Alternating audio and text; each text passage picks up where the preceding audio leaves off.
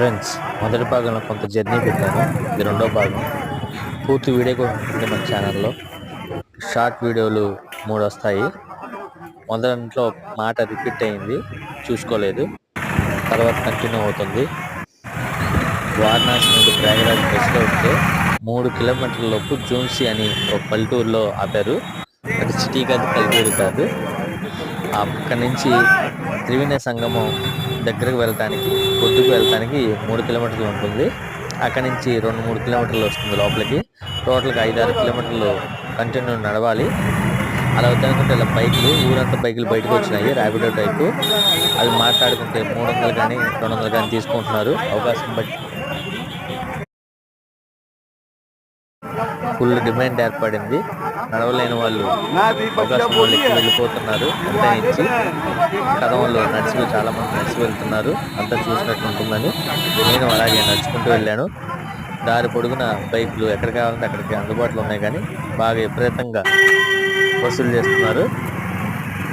ఒక రకంగా సంవత్సరం సరిపడే సంపాదన 45 రోజుల్లో సంపాదించే ఉంటారు. అలా తిరిగారనమాట. ఈ మాట అక్కడ వాళ్ళే చెప్పారు. ఇట్లా దారి పొడుగున తీసుకుంటూ వెళ్ళాను, అన్నీ చూడొచ్చని. నేను వచ్చేటప్పుడు కూడా నడుచుకుంటూ వచ్చాను సరదాగా. కానీ వచ్చేటప్పుడు వాటర్ తీసుకురావడం కొద్దిగా ఇబ్బంది అయింది. ఆ క్యాన్ పట్టుకోవడం, ఆ క్యాన్లు అయితే కొనడం చాలా కష్టమైంది. ఇక్కడ మనకి 30-40 రూపాయలు ఉండేది 150 రూపాయలు. మంచి డిమాండ్, క్యాన్లకి అంత మంచి డిమాండ్ ఉంది ఆ టైంలో. ఎందుకంటే ప్రతి ఒక్కరు వాటర్ తీసుకెళ్ళారు కదా, ఆ డిమాండ్ మీద వసూలు చేశారు. చూస్తున్నారు బైకులన్నీ అట్లా ర్యాపిడో టైప్ అనమాట. ఊళ్ళో వాళ్ళు తిరగట్లేదు, అలా ఇద్దరిని దించుతున్నారు. ఇలా దారి పొడుగున ట్రాఫిక్ ఉంటుంది లోకల్లో కూడా. ఇలా త్రివేణి ఘాట్ దగ్గరికి నేను చేరుకున్నాను. చుట్టూరు లొకేషన్లు అన్నీ తీయడానికి ప్రయత్నం చేశాను. అన్నీ ఇది ప్రయాగరాజ్ ఏరియా అనమాట. త్రివేణి సంగమం బ్యాక్ సైడ్, అటు సైడ్ కాదు, మెయిన్ ఎంట్రన్స్ ఇది కాదు, ఇది బ్యాక్ సైడ్ అనమాట. గుడారాలు అవి బాగా వేశారు కదా, అటు బ్యాక్ సైడ్ నుంచి వస్తుంది దారి. ఇలా టెంపుల్ ఉంటుంది ఆ దారి, వెళ్ళే దారిలో. ఇటు కూడా చాలా మంది ప్రయాణం చేశారు.